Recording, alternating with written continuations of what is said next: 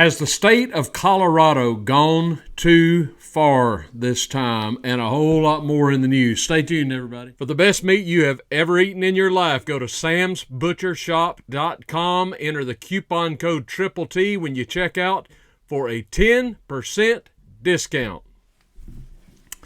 Hello, everybody. Trailertrashtim. Welcome to the channel. Pardon me. I'm glad you're here. Happy Friday to you all. There is so much going on, and I am really swamped, but I had to get to this, so let's get cracking. And obviously, I'm a little day late on this, but I had to get to it because yesterday I did the Weird Wednesday, and all this sort of happened, I guess, late Tuesday afternoon and into Wednesday. It's been in the news, and we got to cover this nonsense that has happened in the state, in the People's Republic of Colorado. You people that live in Colorado, you have my, if you've got your sanity, your wits about you, you have my sympathy. A beautiful state that has just absolutely been overrun with nutcases, leftist, big lovers of big government, the woke crowd. They're like another version of California, it seems to me. But as you no doubt have heard by now, the Supreme Court, the Colorado Supreme Court, dropped a ruling on Tuesday afternoon, this past Tuesday afternoon, to remove Donald Trump from their ballot in the presidential election.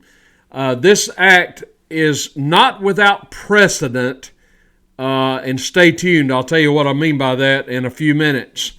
But it is still completely uncalled for. And when you stop and consider the fact that Donald Trump has been convicted of nothing. Now, he's got a whole lot of charges against him.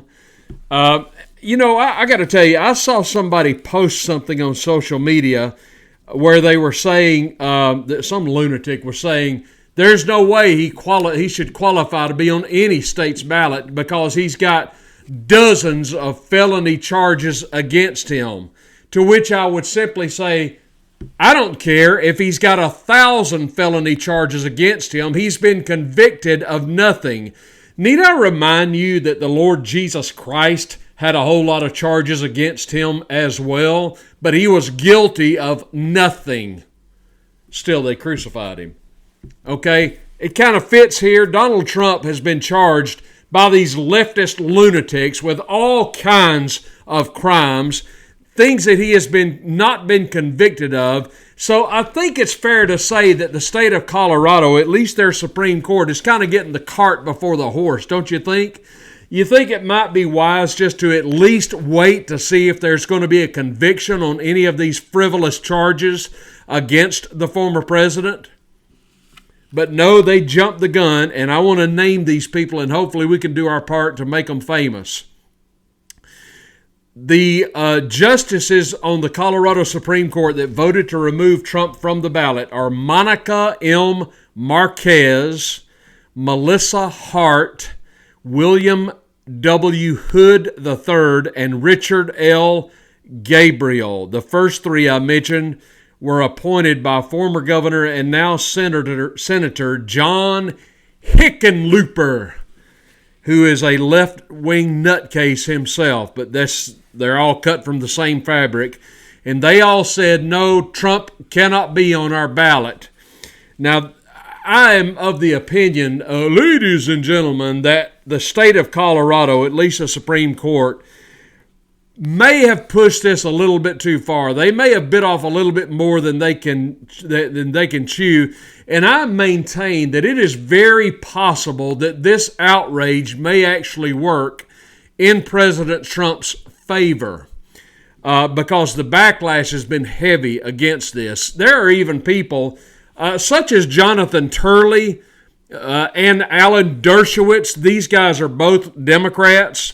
Especially Dershowitz, who is a constitutional scholar, as is Turley for that matter, and they're both talking about how outrageous this is and unconstitutional this is and unprecedented this is, and that they have gone too far. This is just a bridge too far.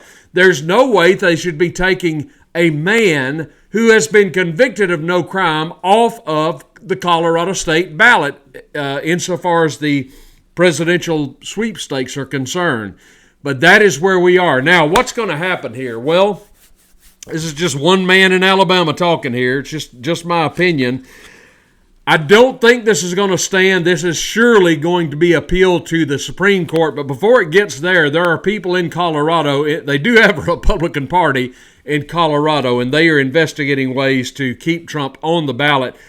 I don't think this is going to stand, even if it will eventually go to the Supremes. I cannot imagine them not overturning this. It is absolutely ridiculous. There's no leg for them to stand on. They're simply removing him because they don't like him. It's as simple as that. Well, look at Trump. He's been charged with all these crimes. So what? You can charge anybody with anything without a conviction, which we do not have. You don't have a legal leg to stand on as far as I'm concerned. So they're just being bullies is all they're doing, and they're saying, no, we're taking him off the ballot because he's been charged with all these crimes. Well, I'm sorry. He's been convicted of none of them, and you don't have a legal leg to stand on as far as I'm concerned. Now, let me move on to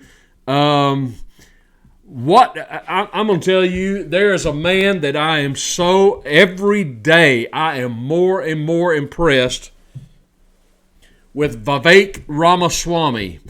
This guy, as I have stated, he is so well-spoken. He is so articulate.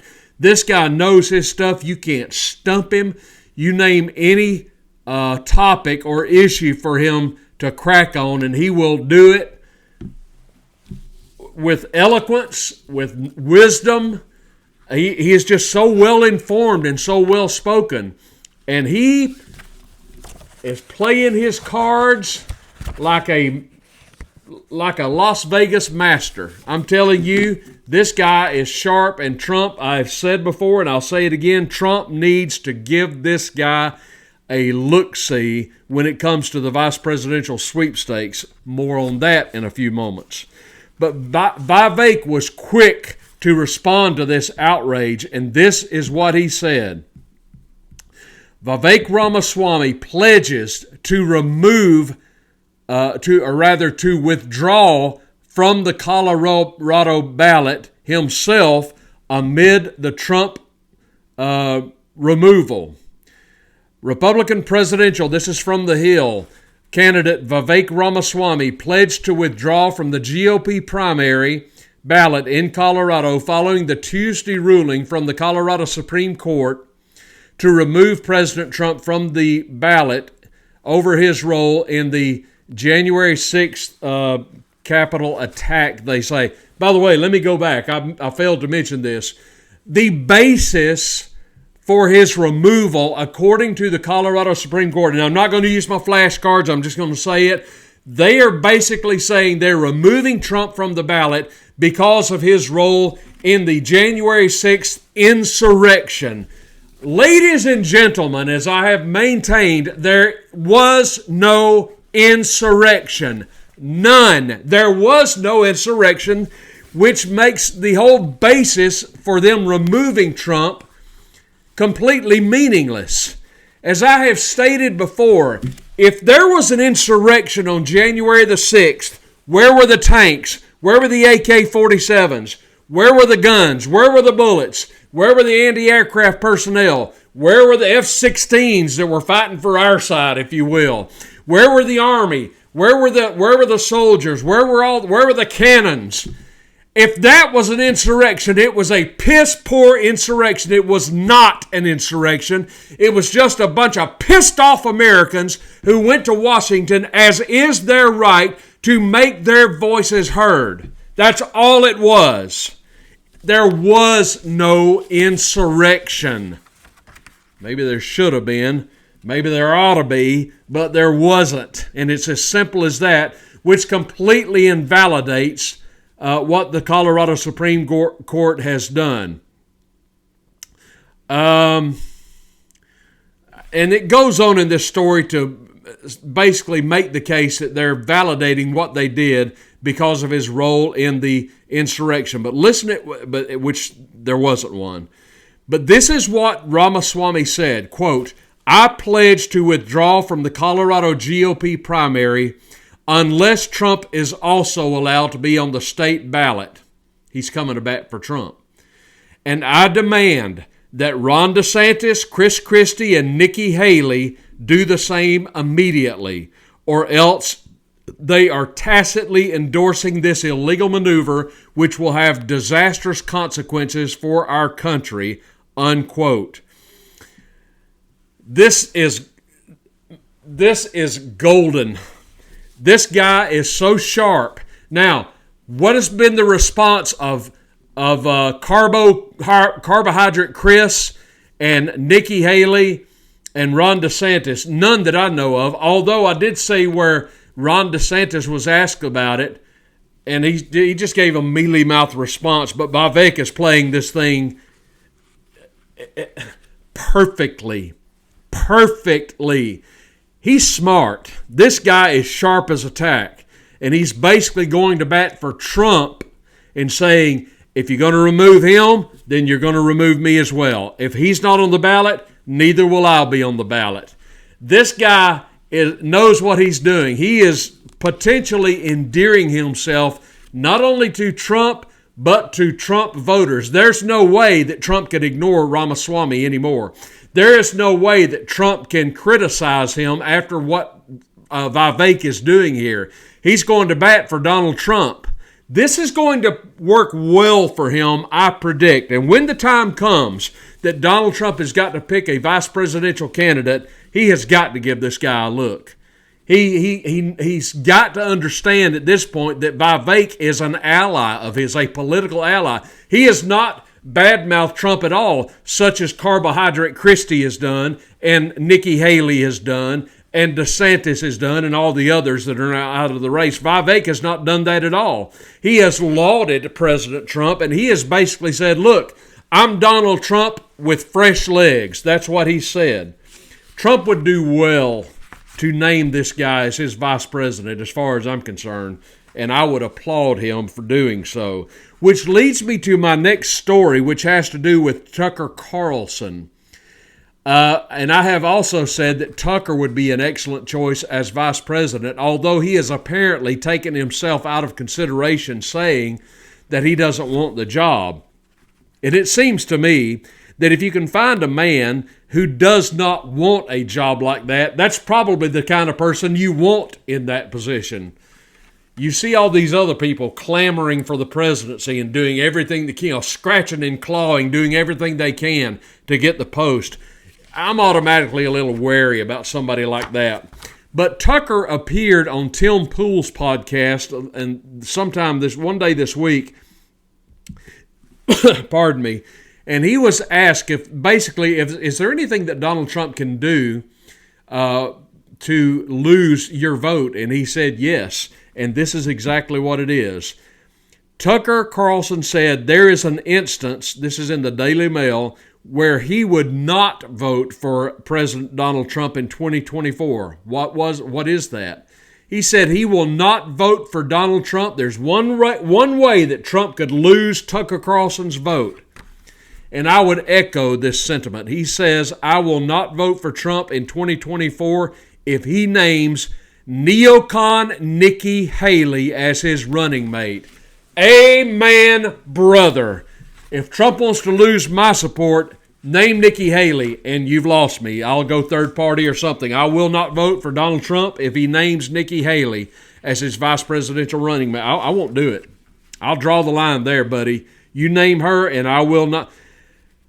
The former Fox News host and conservative pundit said he would actively oppose Trump's re-election to office were he running with his current presidential primary rival, and he called Haley a, quote, creature of the oligarchs, unquote. He's exactly right about that.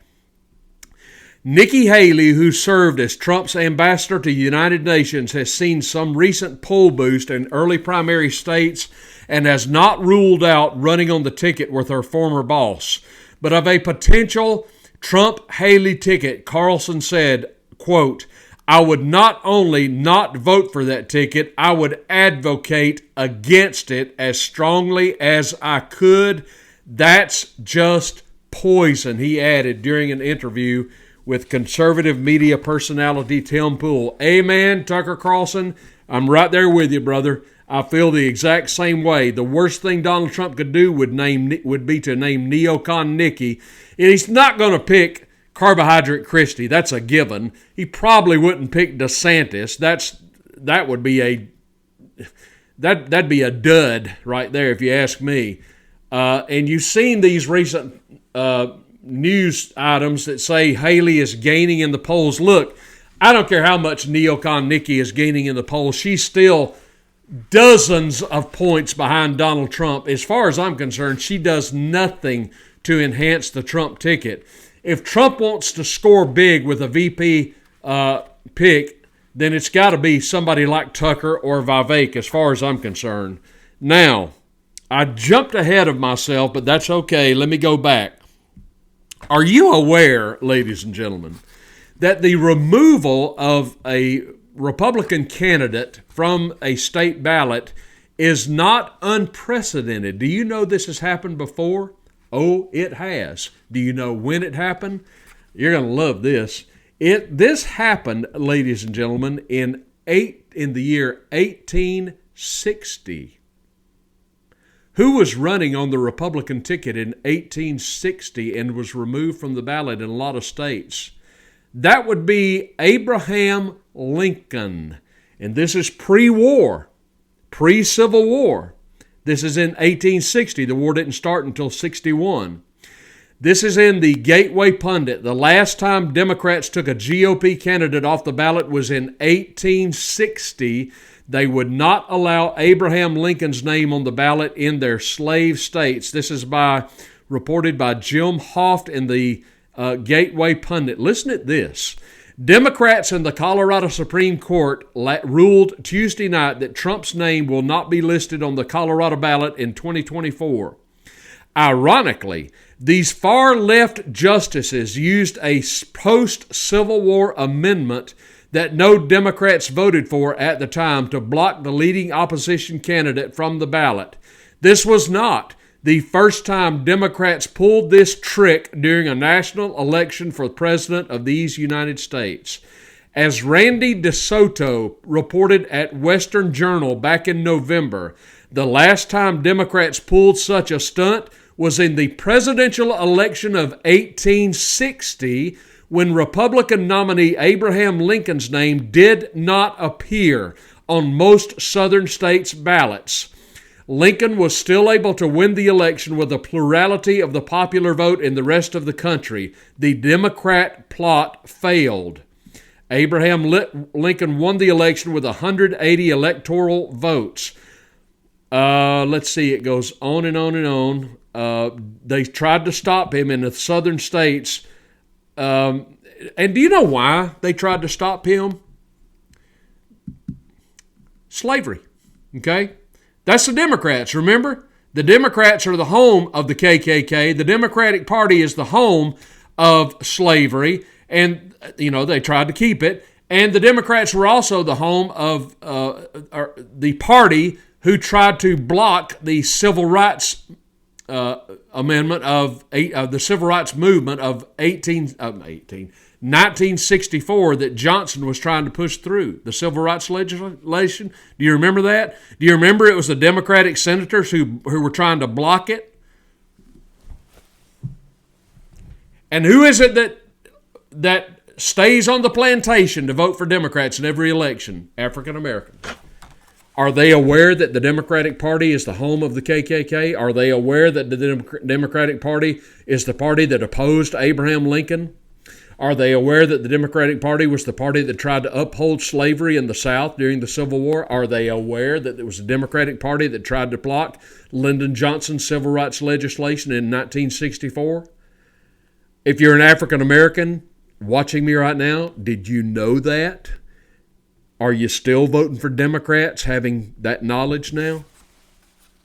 It was Republicans who ended slavery. It was Republicans who pushed through the civil rights legislation in 1964.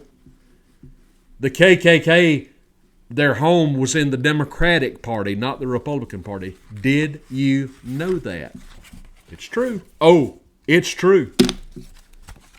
Look it up, my friends. It's true. So this is not without precedent. This has happened before, but now it's Colorado. But I think I'm confident it's going to fail if it gets as far as the Supreme Court, which it may not, but I think it probably will, but surely they will overturn this. All right, now, speaking of a term which I find abhorrent, and that is the often used, overused, misunderstood term called racism.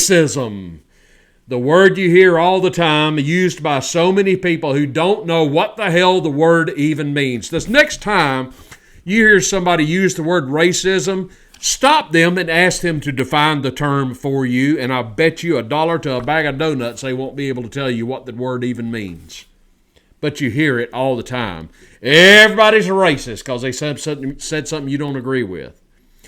Well, we have a story that originates on Twitter, X. This is a tweet. This is in reference to a tweet that former Pittsburgh Steelers running back Rrrracist Mendenhall made a few days ago on Twitter/X. Now, Rrrracist Mendenhall was a running back for the Pittsburgh Steelers. He's no longer in the league. But he made this post. He is an African American, a black man, and this is what he tweeted the other day. Quote, "I'm sick of average white guys commenting on football. Y'all not even good at football. Can we please replace the Pro Bowl with an all-black versus all-white bowl so these cats can stop trying to teach me who's good at football," unquote. Wow, Rrrracist. What if a white NFL player tweeted something like this? Do you think he might be accused of racism? Well, of course he would be. There's your answer. Is it racist then for Rrrracist Mendenhall to say this on Twitter? "I'm sick of average white guys commenting on football. Y'all not even good at football." Well, can we please replace the Pro Bowl with an all-white versus all-black bowl so these cats can stop trying to teach me who's good at football? Just a little side note here. The Steelers made the Super Bowl a few years ago. I think they were playing the Packers, and good old Rrrracist fumbled after he got hit by a white guy, and they lost. I think it was the Packers. I might be wrong about that, but that's okay. The bottom line is he fumbled. I bring that up because people are responding him on Twitter, and they are being merciless to this young man. Oh, Rrrracist. Oh, Rrrracist. Maybe in hindsight you shouldn't have tweeted that. But it's okay because he's black, right? So you can say anything and not worry about being called a racist. That's the truth.